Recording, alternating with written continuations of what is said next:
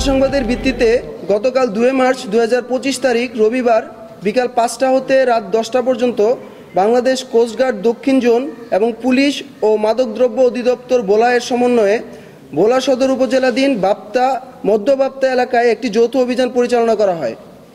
অভিযান পরিচালনাকালে উক্ত এলাকায় তল্লাশি করে 2টি দেশীয় আগ্নেয়াস্ত্র, 2 রাউন্ড তাজা কার্তুজ এবং একটি দেশীয় অস্ত্র সহ একজনকে আটক করা হয়।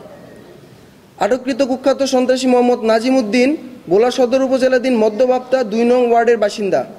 জব্দকৃত সকল আলামত সহ আটককৃত আসামির পরবর্তী আইনানুগ ব্যবস্থা গ্রহণের নিমিত্তে ভোলা মডেল থানায় হস্তান্তরের কার্যক্রম প্রক্রিয়াধীন রয়েছে।